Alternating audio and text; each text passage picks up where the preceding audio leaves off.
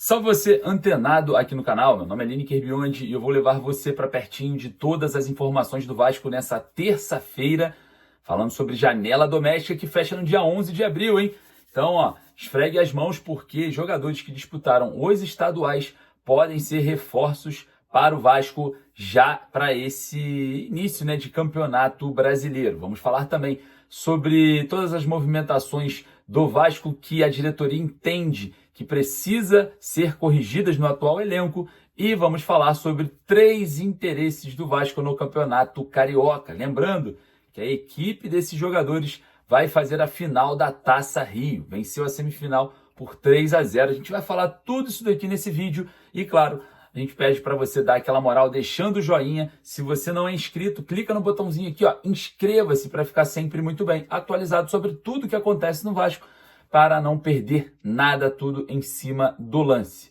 E claro, lembrando que hoje teve treino, tá tendo treino no CT Moacir Barbosa e à tarde o elenco está de folga, exatamente isso.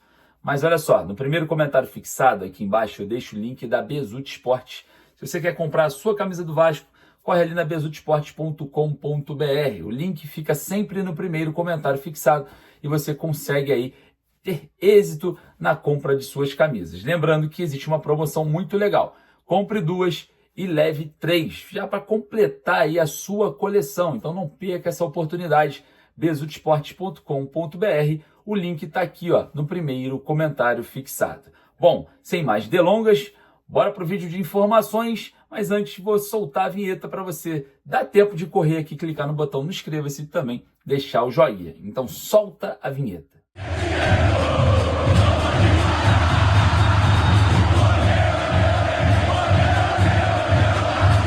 O Vasco observa a janela doméstica que fecha no dia 11 de abril de uma forma para corrigir alguns erros de direção no início do ano. A gente observa que o Vasco tem ali algumas prioridades e, claro, o presidente Pedrinho, junto com a diretoria do Vasco, já observam alguns jogadores. A gente vai trazer aqui essa informação para vocês. Mas a diretoria do Vasco entende que o Vasco precisaria ir atrás de um zagueiro, principalmente que jogue pela esquerda, um jogador que tenha um nível de competitividade interessante, que aumente ali a disputa depois ali de mais um jogo contra o Flamengo com erros defensivos, com fragilidade defensiva. O Vasco também entende que precisa buscar um lateral esquerdo para aumentar a competitividade do setor, já que o Lucas Piton está em baixa e o Vitor Luiz hoje não é considerado um reserva imediato à altura do Piton. Mesmo o Piton estando em baixa, o Vitor Luiz não é esse jogador,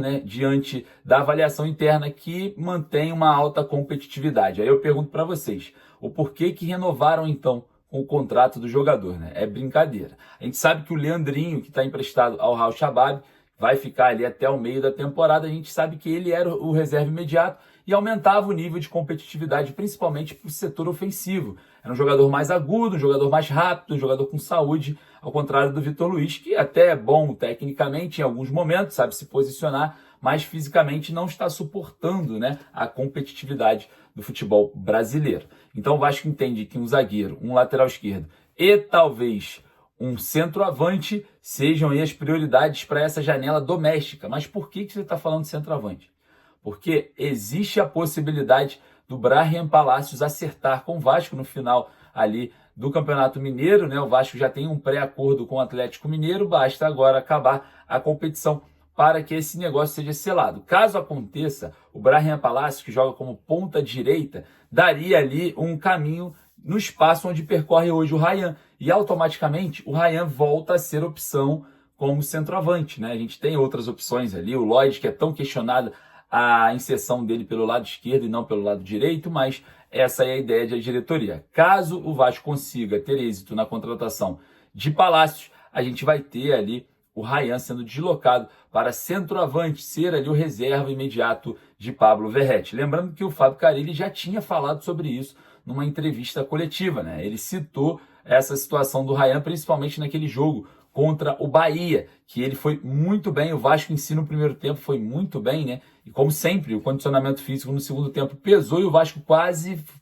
teve empate ali no finalzinho do jogo, né? É brincadeira, mas a gente observa, né, que a janela doméstica que fecha no dia 11 de abril vai ser aí um cálculo de rota diferente de algo que fizeram de errado, mais uma janela, né, frágil da diretoria vascaína. Bom, e falando em peças, né, a gente sabe que o Vasco está de olho também em jogadores que disputam o campeonato carioca. Informação da BTB Esporte, nossos amigos lá trazem pra gente a informação nessa manhã que o Vasco está de olho em 3 jogadores do Sampaio Corrêa. Sampaio Corrêa que goleou o Boa Vista na semifinal da Taça Rio. Está na grande final da competição e é o favorito para levar o título, tá? Então, falando sobre o elenco do Sampaio Corrêa, a gente vê aí alguns jogadores que vêm se destacando.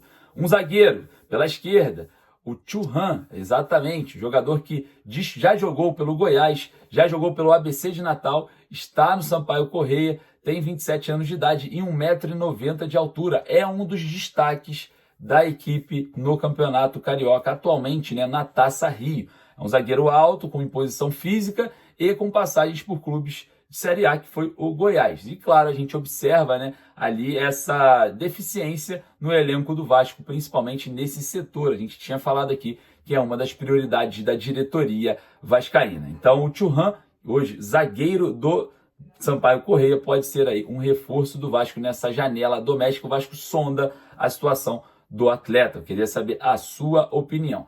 O segundo jogador do Sampaio Corrêa é o volante Alexandre. O Alexandre é um volante de mais pegada, um volante de mais marcação e, claro, é um dos destaques também dessa temporada. Lá no Sampaio Corrêa a gente teve esse jogo contra o Boa Vista e o jogador atuou muito bem. Tem uma curiosidade sobre o volante.